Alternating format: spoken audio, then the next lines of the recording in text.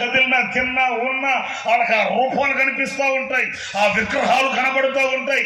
అందుకే దేవుడు అంటాడు, ఆ రూపం తొలగాలంటే అది ఆ స్థానంలో నుంచి తీసిపడే. మీకు అర్థమవుతుందా? ఆ వాక్యం చూసుకొని ఆమె గుండెల్లో విగ్రహాన్ని పెట్టుకొని ఆమె బ్రతుకుతుంటే దేవుడు అన్నాడు అది తీసేయటం నుంచే. అట్లంటే ఈమెకు అది పీడకలంట. ఇప్పుడు అలాగైతే విశ్వాస వీరుడైన అబ్రహాముని దేవుడు ఏం చెప్పాడు? నీవు అమితముగా ప్రేమించుచున్నా నీ ఒక్కగానొక్క కుమారుని తీసుకొని నేను చూపించు దేశంలో అదిగో ఆ పర్వతం మీద నాకు బలి అర్పణ అర్పించమన్నప్పుడు మరి ఆయన ఎంత చింతించాలి, ఆయన ఎంత వ్యధ చెందాలి, బాధపడాలండి. మీకు ఒక మాట చెప్తాను, వినండి, జాగ్రత్తగా వినండి. దేవుడు ఆ మాట చెప్పాడో లేదో వెంటనే అబ్రహాం గారు ఏం చేశాడో తెలుసండి? ఉదయముననే లేచి, చప్పట్లు కొట్టండి, సచ్చు దెబ్బలు కాదు, గట్టిగా క్రైస్తలో ఉదయమునే లేచి అబ్రహాం గారు ఏం చేశాడు? కట్టెలు, కత్తె, నిప్పు చేత పట్టుకుని కన్న బిడ్డను చేత్తో పట్టుకొని వెళ్ళిపోయాడండి. స్తోత్రం చెప్పండి, స్తోత్రం చెప్పండి. కట్టెలు, కత్తె, నిప్పు చేత పట్టుకొని ఇక వెళ్ళిపోయాడంతే. బైబిల్లో మనం చదివితే కనీసం తన భార్యకు కూడా ఈ జరిగిన సంగతిని చెప్పలేదండి.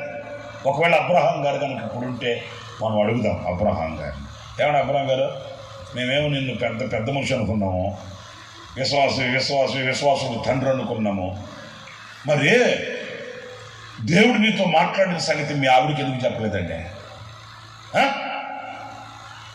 కనీసం నీ కుమారుడిని తీసుకుని వెళ్ళేటప్పుడు ఆవిడతో చెప్పాలి కదా, ఇదిగో దేవుడు గత రాత్రి నాతో ఇట్లాగా మాట్లాడాడు, నేను ఇలాగ చేయాలనుకుంటున్నాను, నేను ఇలాగ తీర్మానం చేసుకుంటున్నాను, నేను ఇలాగ అనుకుంటున్నాను అని ఒక మాట చెప్పాలి కదండి.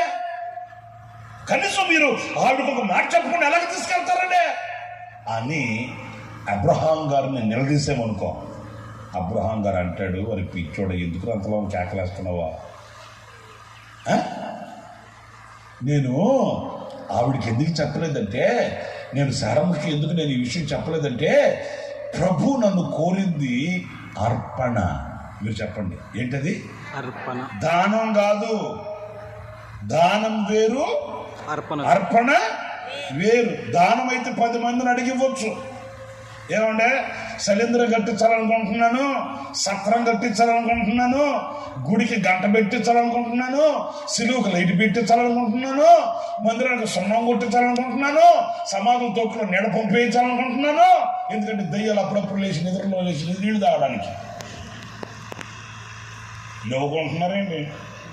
ఆ కొంతమంది దేనికి దానం చేయాలి అర్థం కాక, ఎవడ పాటగారా మీకు సమాధుల తోటలో లైట్లు వేయించుకుంటావా? ఎందుకు? దెయ్యానికి భయమా? ఇవన్నీ దానాలండి. గోదానం, భూదానం, వస్త్రదానం, ఇవి 10 మందికి చెప్పుకోవచ్చు, 10 మంది దగ్గర సలహాలు తీసుకోవచ్చు, 10 మందికి ప్రచారం చేసుకోవచ్చు. దేవుడు నన్ను అడిగింది దానం కాదు, అర్పణ, బలి అర్పణ. అర్పణ అనేది దేవునికి నాకు మధ్య ఉన్న